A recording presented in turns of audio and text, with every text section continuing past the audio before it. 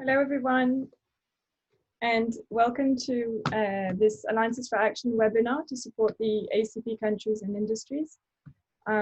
This webinar is part of a series called Resilience Today, Growth Tomorrow, designed to support stakeholders of the coconut industry in the Caribbean region in navigating the post-COVID landscape.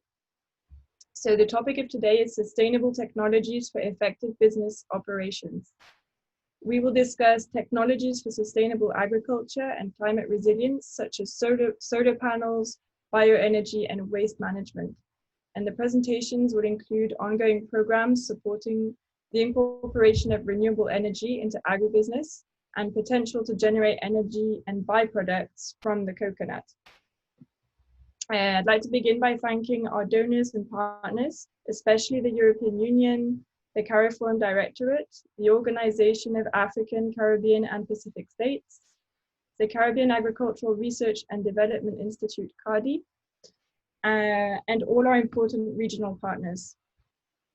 Thank you also to our speakers today from the Caribbean Center for Renewable Energy and Energy Efficiency, the University of the West Indies, and the Sustainable Barbados Recycling Center, SBRC.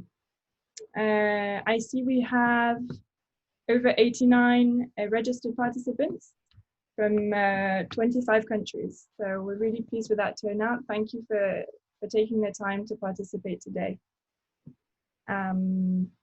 Before we start, I just quickly go through some house rules. If you could just note that this webinar is being recorded and that it will be uploaded to CARDI's YouTube channel afterwards. So don't worry about missing something. It's all going to be uploaded. We'll share the link in the chat. There will be a short Q&A session after each presentation. So during the presentation, you can make a note of your questions and either put them in the chat or raise your hand after the presentation. Participants should be muted unless talking. And if you have any further questions after the webinar, we also have a Facebook group for stakeholders of the coconut industry in the Caribbean region, and we'll share the link to that Facebook group in the chat also. So you could always address your questions there and receive replies. So before we begin, I'd just like to have a first poll to just get an idea of who's in the audience today. You should see it on your screens now. So it's just a quick poll about audience representation. Which group do you represent? Are you a farmer, an entrepreneur or agri-processor, a professional providing services to the industry, or a policymaker?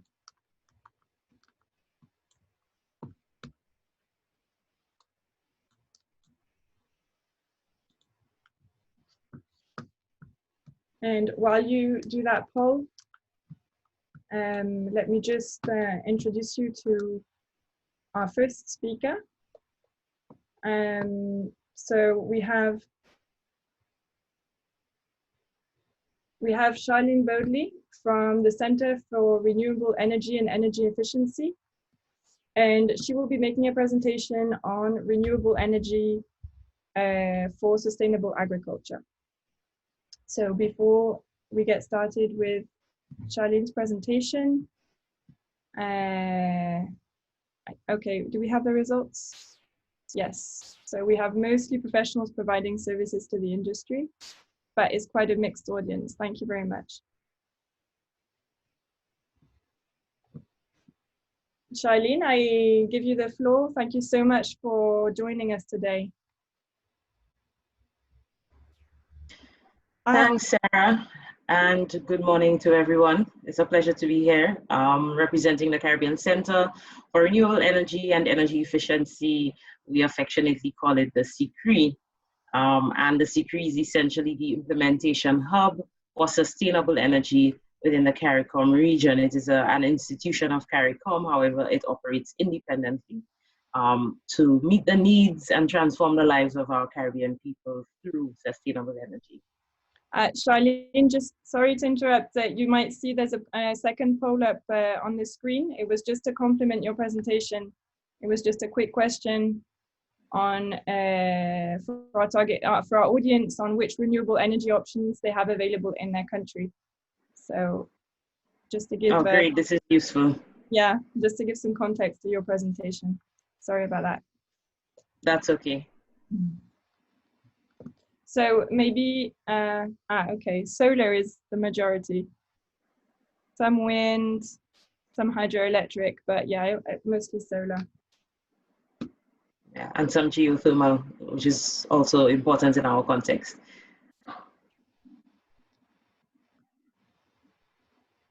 Thank you.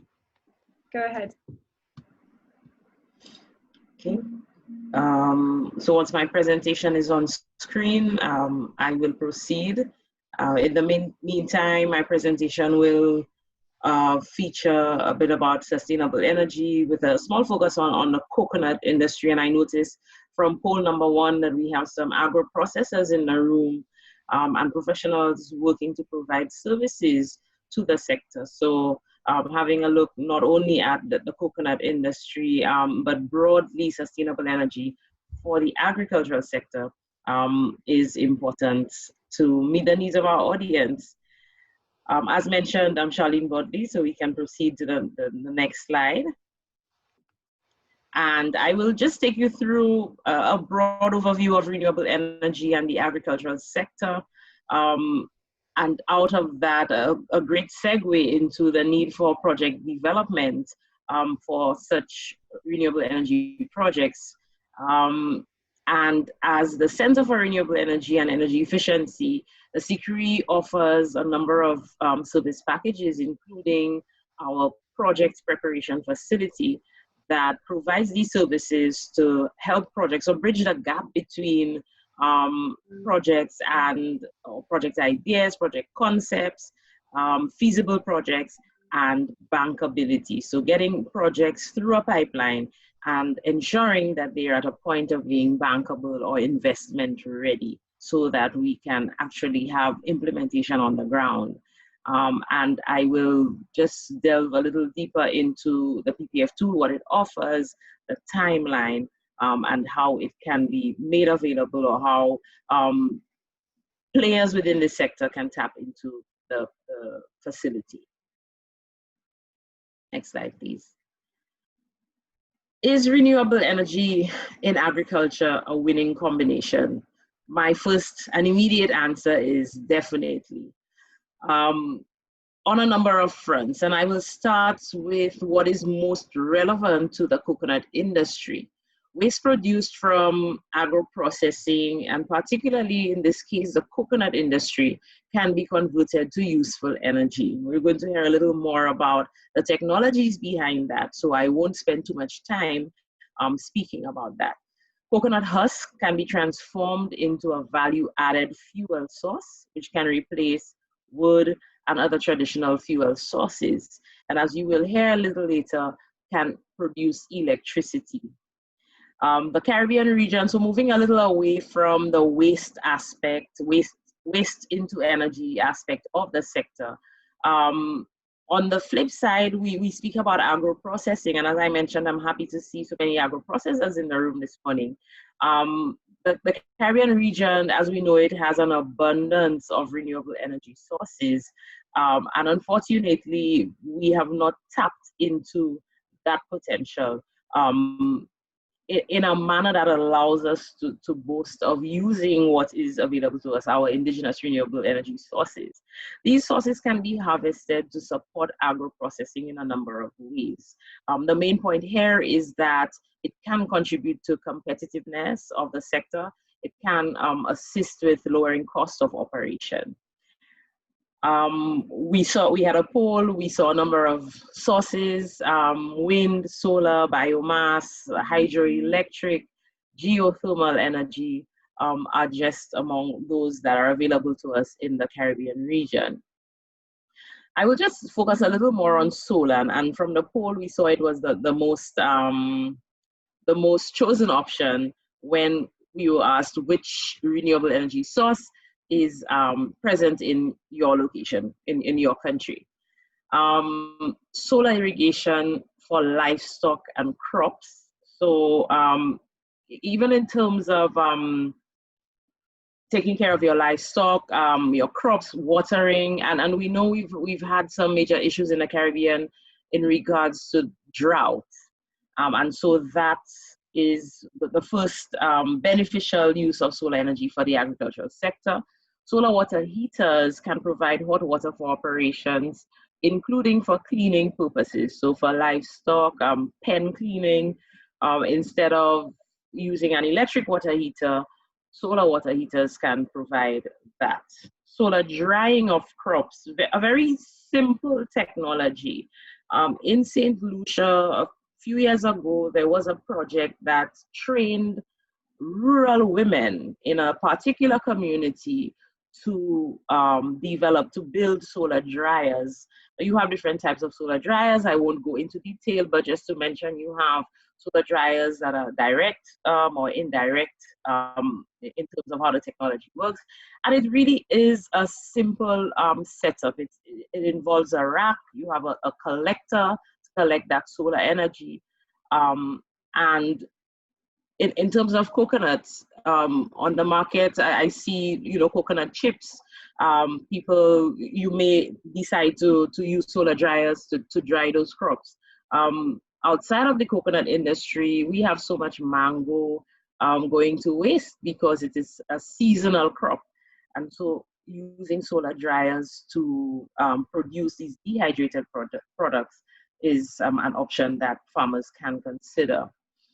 Solar energy provided through PV panels, photovoltaic panels that can be roof mounted or ground mounted to produce electricity to power homes and to power agricultural buildings, and likewise to provide electricity for the operations that your business entails. And I just want to summarize all of this by saying that solar energy, along with other renewable sources of energy, reduce operating costs, build resilience. So I spoke about drought, build resilience, and prevent global warming. So now with the next slide, I will go into a little detail on these three summarized points. How do they improve your operations, reduce global warming, etc.? Solar PV in agriculture can help to reduce electricity costs. As I mentioned, especially in agro-processing, the electricity that is used to support some of the processes can be instead produced from your solar panel or converted from that solar energy into electricity. Going a little further, in countries where the enabling environment is already mature or allows for it, solar energy can also allow for extra income. So while you produce solar energy for your own operations, in times of lower demand, you may be able to sell to the national grid. It is also an effective solution to droughts and other climate-related vulnerabilities. You may ask, how does this affect a drought, or how does a drought affect this? Well, we saw that in a number of countries. We have hydroelectricity, for example. And in times of drought, the electricity that is produced from hydroelectricity on the national grid may be affected. And so it may be an effective solution to that. Again, solar irrigation is a particular example, and other climate-related vulnerabilities. When we think about, the climate that we face now, climate change and the effects, and how our weather is being affected. Our hurricane seasons, we are seeing more and more that we are facing category 4 and 5 hurricanes. And the national grid, which provides us with electricity, is oftentimes affected by these severe weather conditions. And so decentralizing the production of electricity, even within our small farms or industry or even our homes, can assist us, especially if we employ technologies such as battery storage along with solar PV can help us to build resilience. getting more technologically advanced. The agricultural sector, from a document that I read, seems to be one of the sectors that lags in adopting advanced technology. And using solar PV along with other renewable energy sources definitely can help the sector to advance technologically. I already mentioned the use of storage within the energy sector for solar. So you would imagine that the sunlight, you only have sunlight during certain hours of the day. Being able to, during these hours where you have high sunlight and the production of solar energy, being able to store that energy for later use. So for example, during the evening or at a time when you have a lot of cloud cover, is also another benefit. And of course, with an environmental cap on, reducing the carbon footprint. So reducing how much CO2 or carbon dioxide that is produced and affecting our environment is another benefit. So a little dive into the coconut waste to energy. And I'm mentioning the challenges because it's important to identify challenges so that we can identify how we overcome them. And the challenges within the waste to energy sector, some of them include a high moisture content. Each coconut residue, so the different parts, have varying physical and chemical properties. And so when you put them together and they go through that process where you want to get out energy from them, these are some of the challenges you may face. Because of the chemical properties, acid corrosion and fouling may also be a challenge. That should be ununiform shapes, sizes, and densities of feedstock complicate the collection and transportation logistics, as well as the design of an efficient fuel handling and combustion process. And that last point brings me to something that is a project development process that has been developed by NREL, which is the National Renewable Energy Laboratory, an international agency. And that acronym that you see on screen, SROPTIC, as I say, or as most people would say, leads us to understanding how project development can help to overcome these challenges and how important it is to benefit from renewable energy incorporated into agro-processing, into the coconut industry, into other agricultural subsectors. There are 7 core subject areas that should be considered, starting with the site. So a while ago, I mentioned one of the challenges being the collection of your husk, coconut husk, etc., and transportation to a site where your energy will be produced. So site is very important. It means then that without a site, there is really no project. So if you have an agricultural site, you would want to consider setting up your waste to energy or your solar PV technologies on that site. So proximity is important. The resource itself, and that is where feasibility studies come in. So one may choose to benefit from the wind blowing through their farm. In some cases, we have no. Can we revert to right? In some cases, we have very high wind speeds, and we can benefit from that through wind turbines. Understanding the resource, being able to quantify the resource is going to be very important in developing any project. And when I say project, I don't mean only large-scale projects. A farmer may choose to develop a very small project to meet his needs. But even that requires identifying your site, your resource. Offtake may be on site. It may be I'm producing renewable energy, I'm producing electricity, I'm converting my waste to energy for my own use, or I am putting up a solar farm. I'm going to use some of that electricity, but I also want it connected to the grid. So offtake is important. And with offtake comes permits. And that's why I spoke about the enabling environment. Your national grid, what is required for you to connect to the national grid to sell your extra electricity to the grid or even for your own use. The technologies that we employ is going to be important. Your solar panels, your inverters, and all that comes with developing such a project.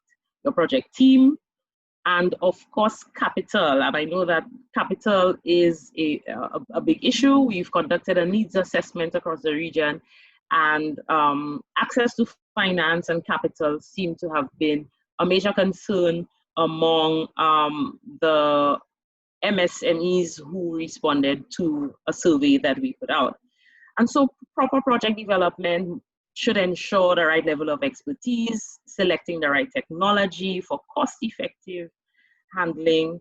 Advanced technology options should be looked at, the location of plants near harvesting and production points, the enabling environment, so grid infrastructure, government policy, permits, etc., and feasibility analysis and project economics. So sometimes, and I saw in the poll, I think the very last option said renewable energy is too expensive. That is oftentimes an assumption that is made. And so having the feasibility analysis done and looking at project economics is going to be important to have a true picture of incorporating renewable energy into this sector. And so the CCREEE, where does the CCREEE come in? I mentioned we are the implementation hub for sustainable energy in the region, and the CCREEE fulfills this mandate through 7 main strategic programs, including knowledge management and transfer, energy access, sustainable industry and business, sustainable transport. So yes, we do look at electric vehicles, finance and project support, climate resilience, sustainable buildings. I want to focus today on strategic program number 5, which is finance and project support.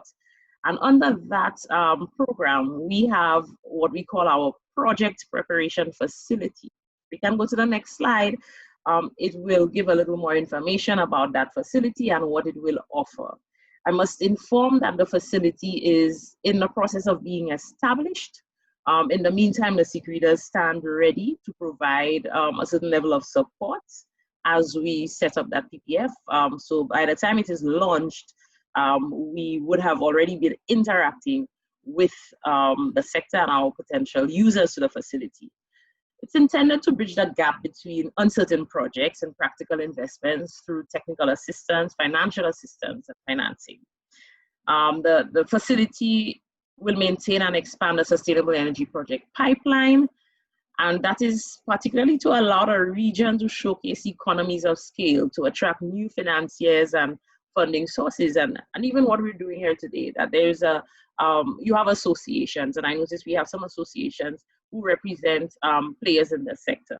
And so coming together, of course, always allows us to benefit from economies of scale. The facility will also provide matchmaking services so that project development needs and the necessary support we can bridge the gap in developing high quality sustainable energy projects. And some of these services will include interaction between project developers and financial institutions, for example, so that we bridge that gap between a bankable project and having it attract the necessary financing and investment. Next slide, please. And just delving a little deeper into that service portfolio that will be offered. I mentioned matchmaking services through specialized investment and business promotion forum, the provision of funding for project advancement, cooperation with global and Latin American and Caribbean regional focus programs, initiatives, projects through cooperation agreements, working with regional and local financial institutions to build capacity to allow them to be able to assess projects. So an agro-processor has a project, develops that project to a point that is sufficiently investment ready and bankable. Our financial institutions also need to be able to assess these projects to make a decision to offer the necessary support. The CCREEE, we went through a process of determining the needs of the sector. I won't spend too much time on the public sector, but just to mention that their needs are basically surround meeting national and regional renewable energy and energy efficiency targets. And of course, achieving climate resilience, which we've spoken about. For the private sector, we were able to do a survey, and that survey, essentially our sampling was a convenient sampling, as we leveraged our involvement in the sector, we leveraged the support of other associations in the region and our networks, and we had that questionnaire completed. We received 85 responses from medium, small, micro enterprises, and in summary, the major needs are access to financing to have these renewable energy projects incorporated, the capacity to meet application, eligibility, and reporting criteria, the enabling environment. So I mentioned being able to connect to the grid, all that goes with that. Risk-sharing mechanisms such as guarantees for accessing financing for these projects. And I just wanted to draw your attention to some of the results. I'm not going to present all in detail, but I just wanted to show this slide to show that the agricultural sector was represented. We did have respondents from that sector, and actually in large numbers. And some of the other sectors you can see on screen range from mining and quarry to financial insurance services, etc.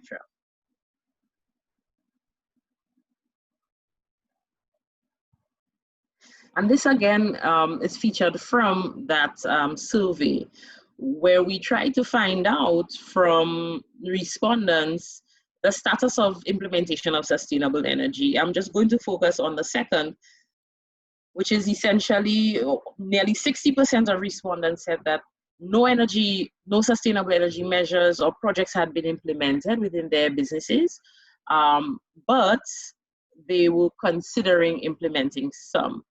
The other options were no measures had been installed and there was no intention to do so, or some had been implemented, but there was an additional intention to implement more. And the last option where there was no intention, but measures were already in place.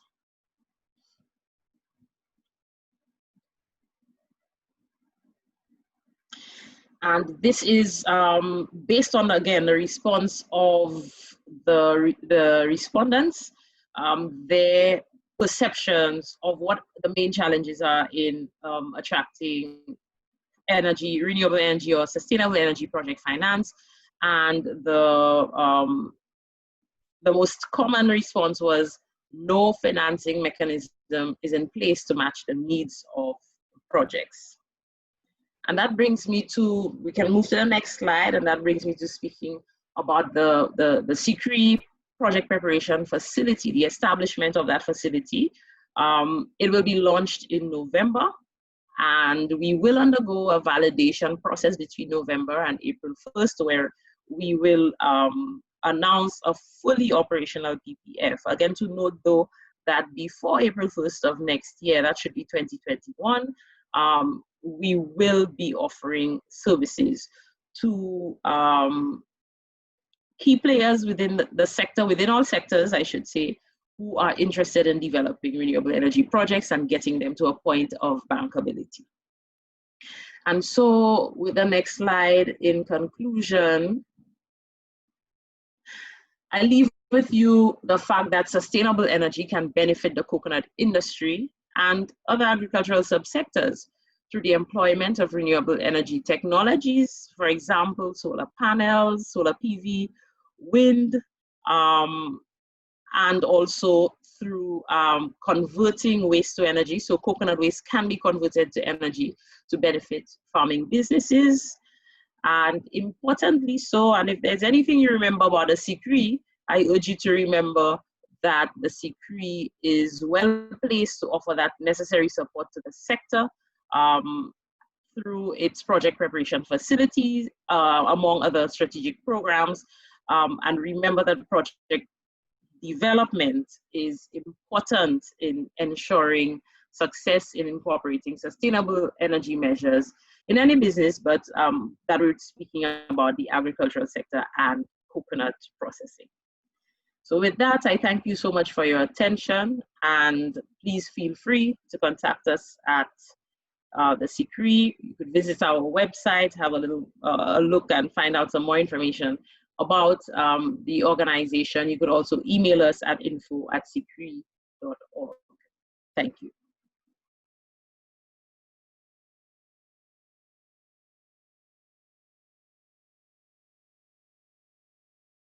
Thank you very much, Charlin, for your presentation. That was really interesting. We can have a short question and answer session now. If anyone has any questions for Charlin, you can write them in the chat, or you can raise your hand also to ask them directly. I'm looking now at the chat.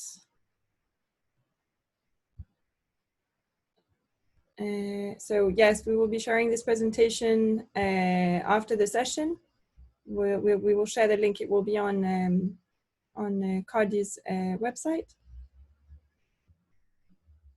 We have a comment from Brian Lee Chandler. A question, would you encourage farmers to establish mixed systems to maximize returns from feed-in tariffs? And the answer to that is, of course, yes. And it depends, again, on the regulatory framework in the different countries. And it depends on whether or not you have different feed-in tariffs for different technologies. I would say, though, in summary, what is important is establishing the economic benefits of whatever system that you choose. So if there is a hybrid system or you want to use a mix of technologies, what's important is carrying out an economic analysis to understand the levelized cost of electricity that mixture of systems would provide. Thank you. And there's a second question from Roberto Pot. Are there any cases with coconut being used for energy in the Caribbean? And he had also sent another question by email asking what consideration is given to greenhouse gases and contributions to carbon emissions from use of coconut for energy production. Okay, so as to whether we have coconut presently being used in the energy sector in the Caribbean, I actually did some research prior to this webinar, and I have not found any cases. This does not mean that perhaps they don't exist, but that I am aware of or I have been able to place a finger on. The answer is no. Okay. I see there's another question. If I said we would be ready for agro-processors by next April. So again, to reiterate, we are in a process of setting up the project preparation facility. That facility would provide services to the private sector and public sector. And this is across all sectors, so it's not limited to the agricultural sector. We are launching the facility in November of this year.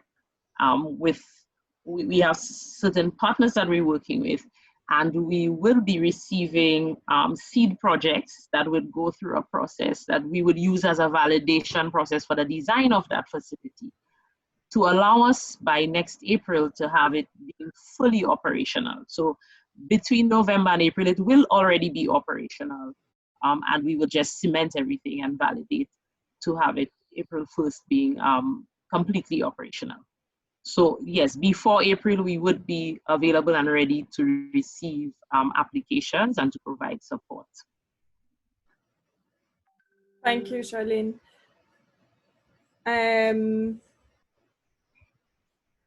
Thank you so much. And thank you also to the Center for Renewable Energy and Energy Efficiency, who's a valued Alliances for Action partner. And before we go on to our next presentation, we'd just like to launch a quick poll again, just to complement the presentation that's coming up. So this is a poll on bioenergy in progress. Have you used coconut husks to produce energy? Yes, no, not possible. So this is ahead of our next presentation. So our next speaker is going to be Dr. Nikolai Holder from the University of the West Indies. And he's going to be making a presentation on biofuel production from the coconut husk. So before we go ahead with Nikolai's presentation, let's just finish the poll quickly, and then we can go ahead. No, so widely no from our audience. Thank you very much, everyone. And so I give the floor to Dr. Nikolai Holder from the University of the West Indies. Thank you, Nikolai, for joining us today. And I let you go ahead with your presentation. Thank you very much.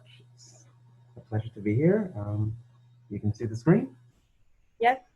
Okay, wonderful. All right, so let me just begin here. And biofuel production from the coconut husk. So on the right-hand side, there are two Bunsen burners.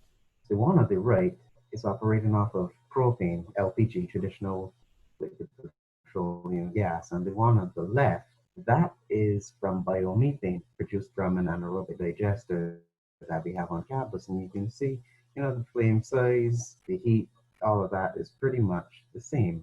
And the idea is to take different forms of biomass and convert them to biofuel. So interestingly enough, we haven't had a lot of, based on the poll, a lot of conversion of the coconut husk to fuel, okay, for energy harvesting. So hopefully, through research and development and implementation of the technology, we can actually get a lot more fuel being produced and a lot of fertilizer being produced from the coconut husk as a result of the technology use. So I'll just explain what bioenergy is in general, and then how we can use bioenergy or anaerobic digestion technology, which is a form of bioenergy harvesting, to convert the coconut husk into valuable products, being biogas and fertilizer. So sorry to interrupt. We can't hear you very well. In living or recently living biological organisms. Now, fossil fuels, they also come Nikolai, from living organisms, but over a long period of time, after thousands, hundreds, millions of years of degradation, they're converted into crude oil, and we take that and fractionate it, and that's how we get gasoline and kerosene and so on. However, for bioenergy, the energy systems, they are usually either still living or we would only have recently harvested them, and that adds to the sustainability of the process. So the idea is that when you take the fuel that comes from bioenergy, that comes from biomass, and you get your energy, you get your carbon dioxide being produced, that through photosynthesis, the plants are going to take solar energy, convert that to biomass by sequestering that carbon dioxide, store it as biomass, and so you have a cyclic process. So you never have a net increase in CO2.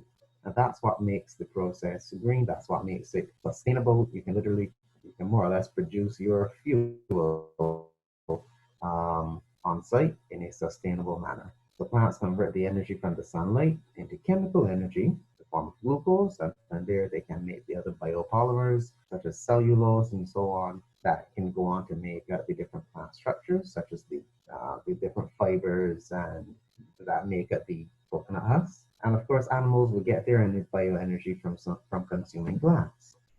So it's stored through different biochemical reactions as longer chain polymers. And I mean, solar PV is fantastic at capturing the energy from the sun, but then in terms of storage, you have to use battery storage. Now, plants, they don't capture as much energy from the sun in one go. However, the advantage that they have, or the trade-off, is that they can store that energy as biomass in some dense polymers. And then you can use different forms of biotechnology to convert that biomass into a more usable fuel. And there are a number of different types of biofuels, but I'm just going to focus on biogas today and anaerobic digestion technology. So anaerobic digestion is the series of biological processes by which microorganisms break down organic, biodegradable material in an environment that is absent of oxygen. So there's no oxygen whatsoever in the anaerobic digester. And this facilitates the conversion of the original molecules into mainly methane and CO2. Methane is the energy-rich molecule that we want. Methane, you would more hear about it from the same molecule essentially. Okay, and this is a way of biochemically or biologically producing it in a sustainable manner. And then you can take materials that would otherwise be considered as waste, such as different grasses, landscaping waste, the coconut husk, the sargassum seaweed, and a number of different other biological waste and our biological resources, and convert them to useful fuels. So this is just a schematic of the process. So it goes through 4 different biochemical stages, and I'm not going to get into the technicality of it. I just want to highlight the complexity of the process on a microbial level. You see, we see the anaerobic digester and we see the system, and in talking with different people, the idea is that the machine does the work. And really the machine, the anaerobic digester, it just facilitates the microorganisms. And the microorganisms, they are what do the work in terms of the biochemical conversions and the fuel and fertilizer production. Okay, so the important thing to do is make sure that they are as comfortable as possible so that we can get the most efficient conversions of the material as possible. So the anaerobic digester. We can have small anaerobic digesters or large anaerobic digesters. Essentially, as long as they're sealed, they're airtight, and the microorganisms are happy and comfortable, they get the material that they need, and they get the right climate and environment that they need to be active and biologically active as effectively as possible. They are going to do their thing, and they're going to produce the biomethane that we will then take. So we take their waste and we use that as our fuel. And they produce the biogas, and like I said earlier, that's mainly methane and carbon dioxide. And in addition to the biogas, at the end of the process, you also get the digestate. Now, the digestate, a lot of the organic carbon would have been removed as a result of the bioprocessing, but it contains a lot of phosphates, a lot of nitrates, a number of different molecules that plants would then want to take up, would want to sequester, and you can use the digestate as a nutrient-rich fertilizer. Okay, and we're also in the process of testing the effects of the fertilizer on crops. So we have a research project going on at the campus to investigate that as well.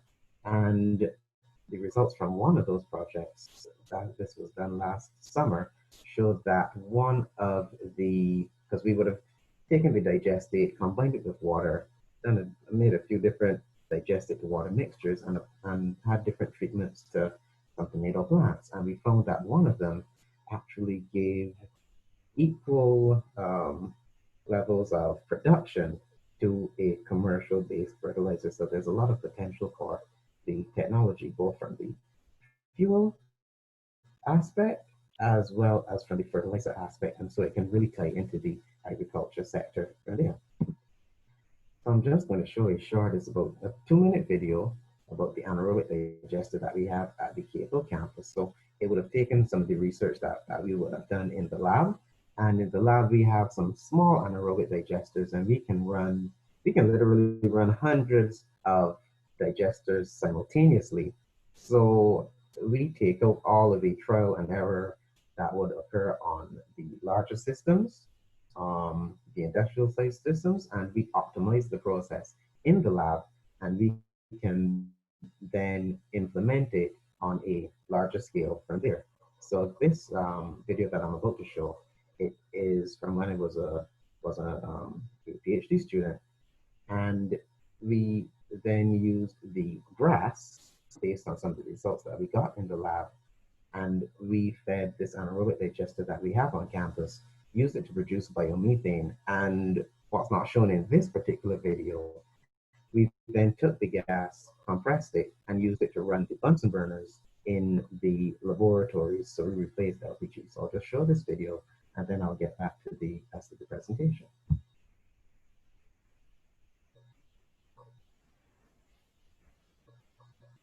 Can you hear it?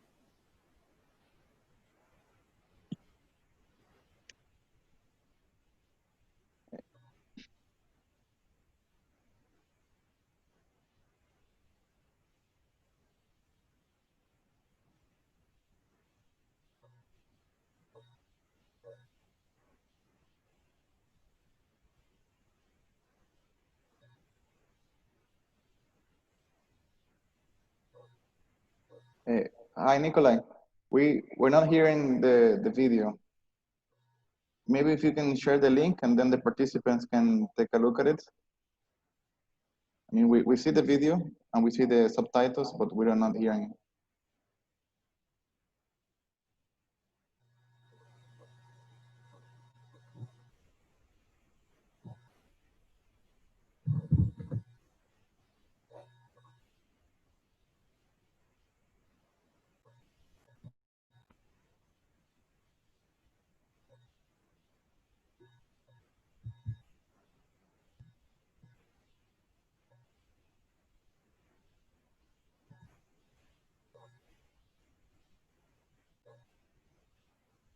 And Nikolai, do you hear me?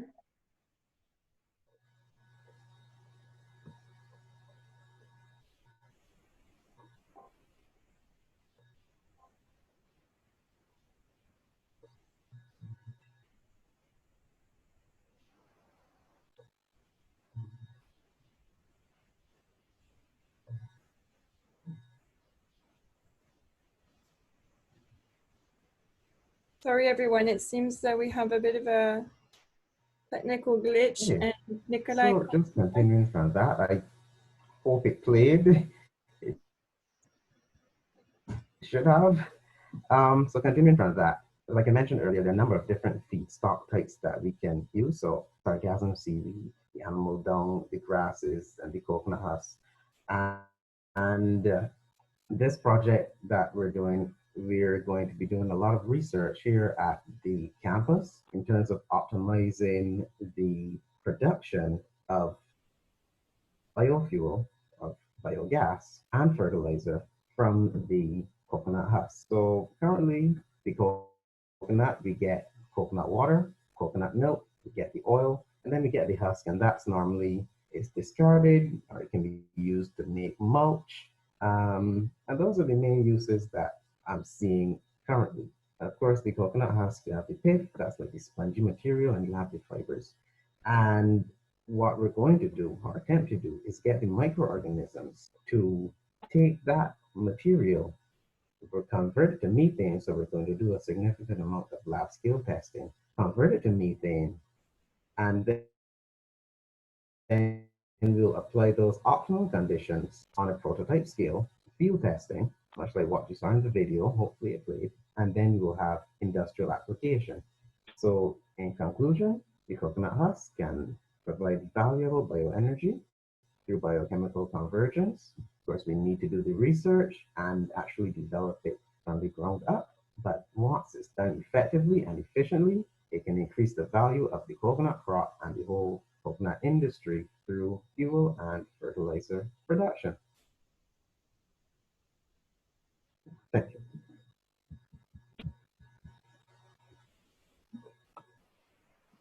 Thank you, Nikolai, for the presentation.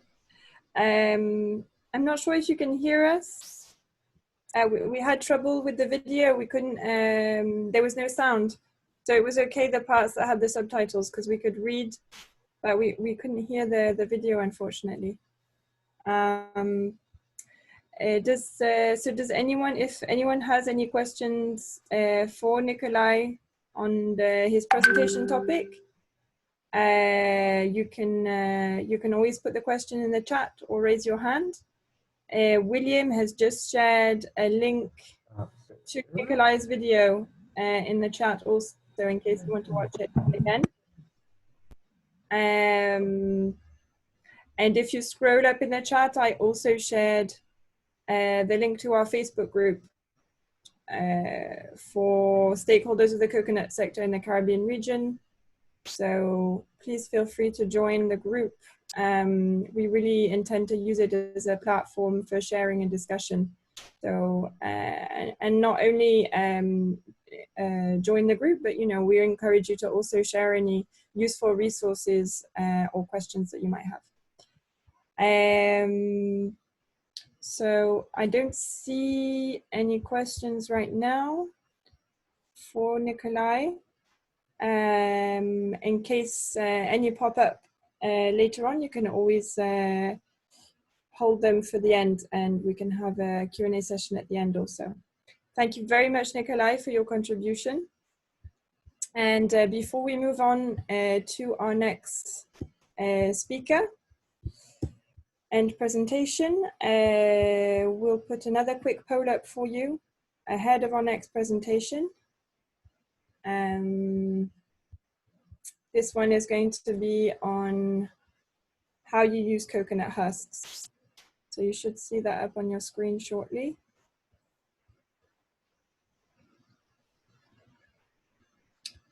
In the meantime, let me already present the next speaker. So we have Miss Debbie Rhynd from the Sustainable Barbados Recycling Center. And Debbie is going to make a presentation on waste management of the coconut husk and byproducts. So do we have the poll? I don't see it. Ah, here it is. Okay. So we have most of our audience produces mulch to enhance production system and reduce cost. But we have, it's quite equitably distributed. So we also have produce fiber to produce energy, and a lot of you throw it away. So I think Debbie's presentation is on cue. Debbie, thank you so much for joining us, and I leave the floor to you. Hi. Hi, morning. Morning. It's good. And it's good to see that everybody still throws them away, and I hope throws them away correctly. Since what I'm going to be talking about this morning is how we look at coconuts within waste management. So SVRC. So SVRC is actually a waste management facility in Barbados. So what we are actually contracted to do, we're a private company, is actually receive all of the waste. So we receive coconuts as a part of that under the organic stream. But we also get all of the what you call municipal solid waste, or what we will call our household garbage. We get the construction waste as well. And our objective in receiving that waste is actually to receive and process it with the aim of reducing then what is going into our landfill. And that's how we get into the actual use of the coconuts.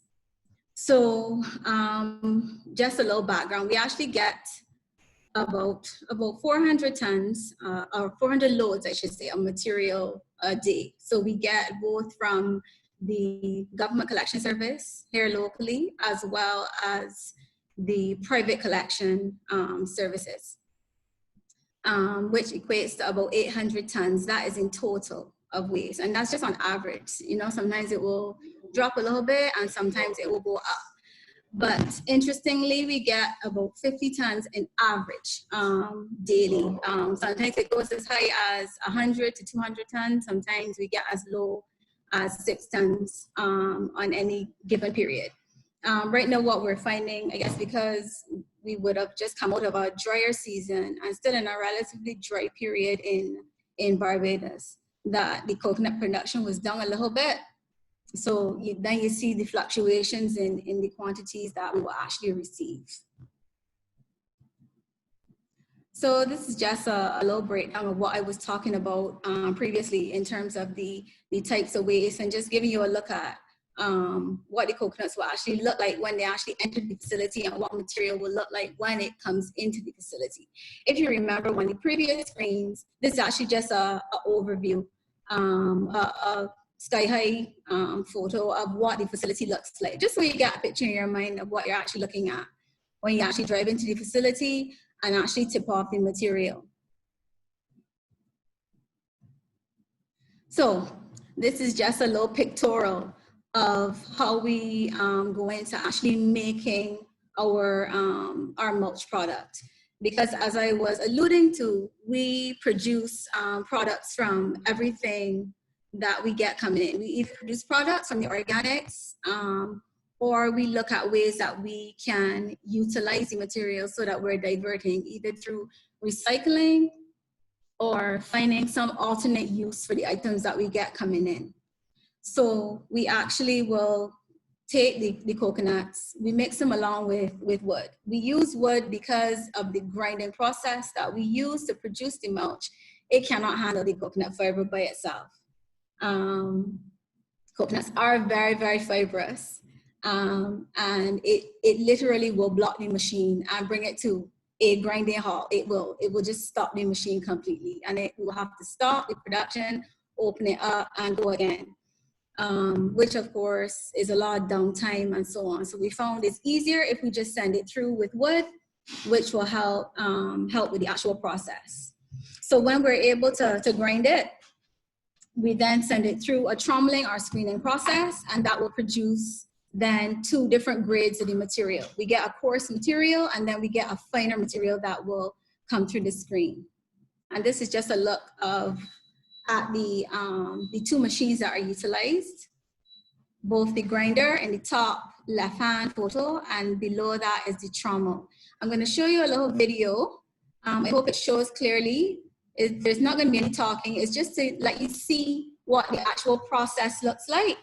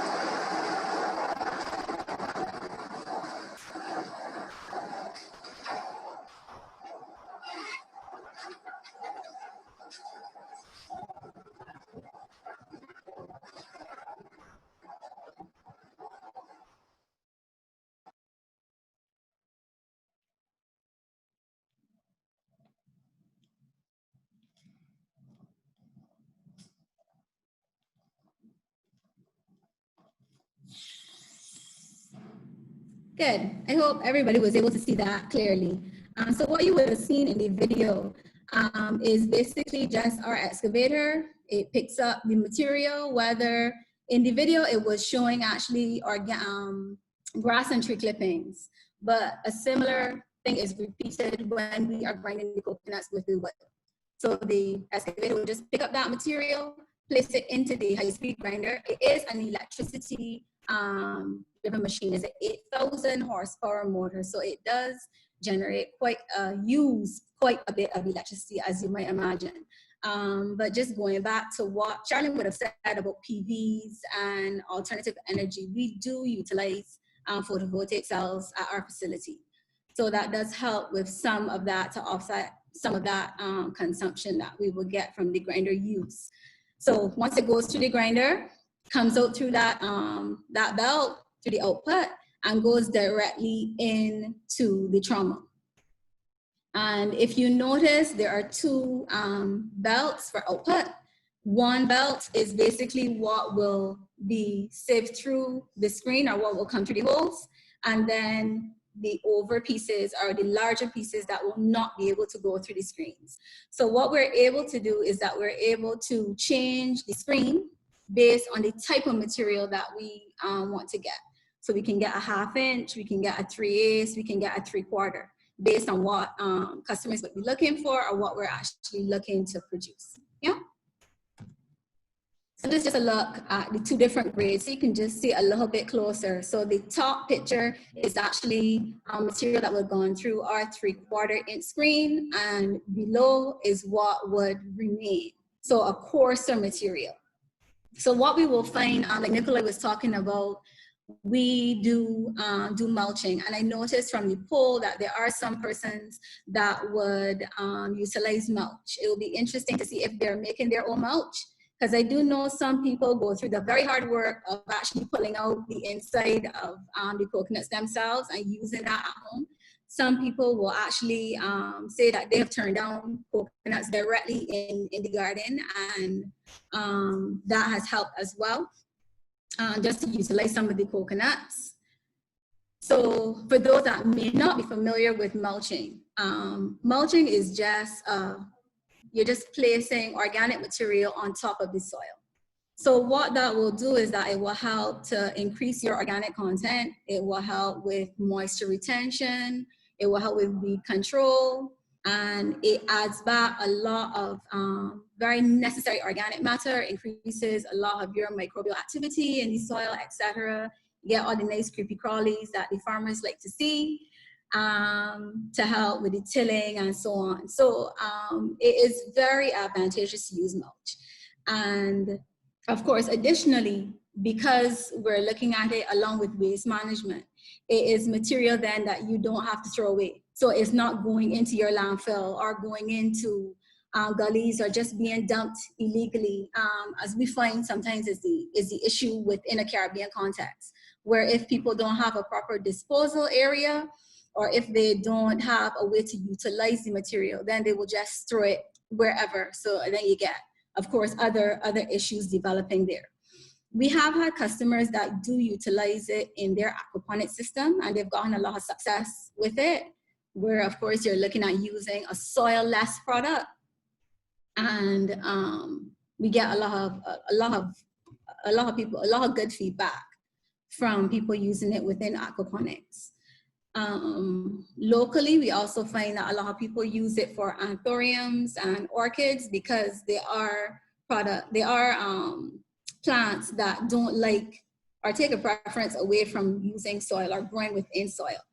So the flip side of utilizing a product that you produce locally or within your context is that it is something that you don't have to turn around and import. So hopefully reducing that for an exchange, and then again, utilizing something that you have. These are just some pictures, just so you can see what it looks like when it's being applied real time. These are actually some photos from our customers, just so you can see. Both persons using the coarser material, as well as persons that will use the more refined products in the different pictures. Some people use them actually on the beds, as you notice, and some actually use it between the rows to help control the mud and so on, just to have to access the different plants, etc. And then more like a small scale use. So even if you just have a small home garden, you can still utilize the mulch products. And this is more of a large scale use, and showing what it looks like when you use it within the aquaponic system.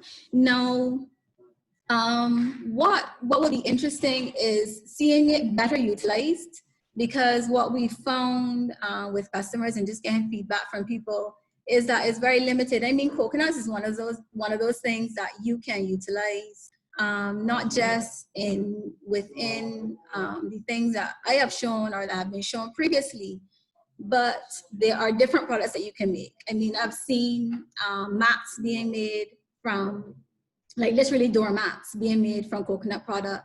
I've seen mats that you can now grow things like microgreens. And I know now that, you know, we have this whole thing about being healthy and so on. People are really big into growing microgreens, and it's one of those more, I guess, high-end products. And you can use the coconut mats to grow microgreens. So there are areas that we can look at exploring more, from the base of having a mulch or having a ground product from the coconuts, and then going into utilizing or creating, I should say, more products out of the coconut fiber, yeah, than what we currently have within the Caribbean. I'm not sure, or I shouldn't say within the Caribbean, within Barbados. I don't know if some of the other Caribbean islands have actually explored using it a little bit more on a wide scale use than what we're currently seeing. Yeah. So I open up for questions. I hope I was able to cover. Thank you, Beth. Yeah, that was really interesting and inspiring. We do have a question in the chat from Jose Legara. Do coconut vendors have to pay a fee? It's gone, just a sec. Do coconut vendors have to pay a fee to bring husks to the SBRC? And thank you for asking that, yeah. And sorry, Sarah. And is there any incentive for them instead of dumping the waste around? So basically, what's the incentive to recycle?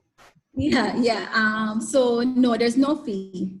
And fortunate for us that the fact that there's no charge operates as the incentive. Mm-hmm. Yeah. So what we found, so what we found, we had a season in Barbados where persons were being charged to bring material to the facility, and when that happened, people weren't bringing material. Yeah. So there was a huge fall off. So so you can automatically assume that in itself is the incentive here. Just not having a charge for bringing new material, and people will happily bring whatever they have and dispose it here. And there's no alternative. So the way it is structured, once you are disposing of organic waste or disposing of any household waste, it has to come to SBRC. So actually about this incentive, I imagine you touched on it briefly, but I imagine that you're aware of the issues that come from not disposing properly of coconut waste. Do you have any examples of these sort of issues so that the audience can understand why it's important to recycle them? Yeah, well, it blocks water courses, for sure. We have more gullies in Barbados. So when we get illegal dumping, especially within our gullies, you get a lot of flooding when they block water courses. Rodents love to be in coconuts. That's a good enough incentive for me. You will get a lot of rats and a lot of flies. Yeah. If you don't dispose of the coconuts properly, which are all things that nobody likes around. Yeah. Definitely. We have another question from Morales. Morning. Does the mulch analyze the percentage of fertilizer in it? Oh, if we check for we have only done brief testing. We have done testing, I'm sorry, on the organic content, but we do not add any fertilizer or anything like that. We do no additives to our coconut fiber. And another question from Reginald, is all the processed organic waste utilized? Yes, all of it is utilized for mulch, or we allow it to compost and sell a composted product. Okay. Someone's asking for your contacts. If you feel comfortable, you can always share it in the chat. No Otherwise, everyone, you can contact us at our Alliances for Action email, and we can put you personally in touch with different speakers. So thank you so much, Debbie, and to all our speakers. Thank you very much. So these were some really interesting presentations. And before we wrap up, we would just like to share a final poll. Thank you for your patience. Just quick feedback so that we can always improve our webinars and tailor our content better to your needs. Don't worry, it's anonymous. And I take this opportunity to thank our donors and partners once more, the European Union, the CARIFORUM Directorate, the Organization of African, Caribbean and Pacific States, the Caribbean Agricultural Research and Development Institute, and special thanks to our speakers from today from the Caribbean Center for Renewable Energy and Energy Efficiency, the University of West Indies, and the Sustainable Barbados Recycling Center. Any questions that you have, if they're not covered by the recording of this webinar that you will find at the link that we shared in the chat, you can always put your questions in the Facebook group. The link has also been shared in the chat. And you can also follow us on our Instagram account, where we share our upcoming events and different stories and resources. I've just shared the link now in the chat. So thank you very much, and we look forward to seeing you for our next webinar. The details will be shared on our Instagram, and you should also receive an email. Thank you very much, everyone. Have a really nice rest of the day wherever you are.